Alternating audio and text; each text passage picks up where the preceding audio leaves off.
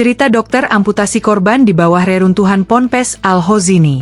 Tim medis dari TNI, Dr. Aaron Franklin Sodwon Simatupang menceritakan, saat mengamputasi Nur Ahmad, korban ambruknya pondok pesantren, Ponpes Al-Hozini, Buduran.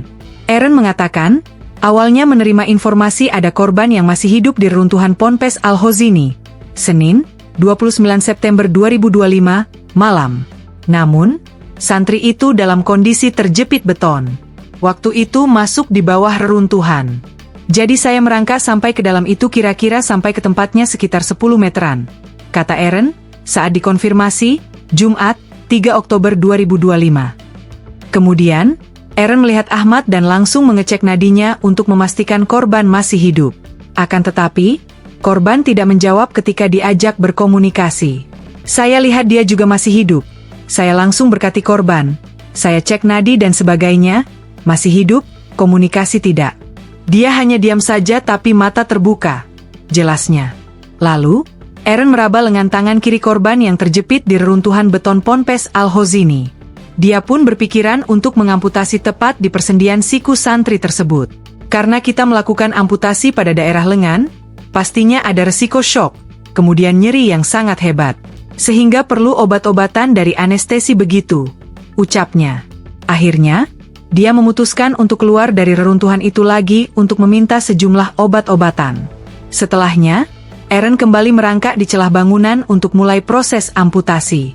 Kita amputasi setinggi siku di lokasi kejadian di bawah reruntuhan. Sekitar 20 menit sudah terpotong. Sambil pasien sedikit kita tarik karena memang sikunya itu sangat susah dimobilis, ujarnya. Aaron mengungkapkan, korban langsung mendapatkan penanganan pertama setelah keluar dari reruntuhan.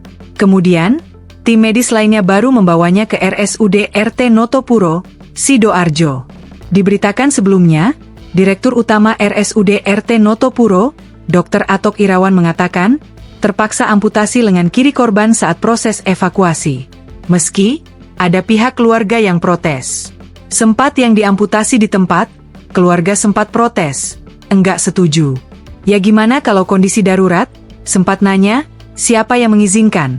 Kata Atok, di RSUD RT Notopuro, Selasa, 30 September 2025. Untungnya dokter kami menjelaskan dengan lembut, dengan sabar, alhamdulillah bisa menerima.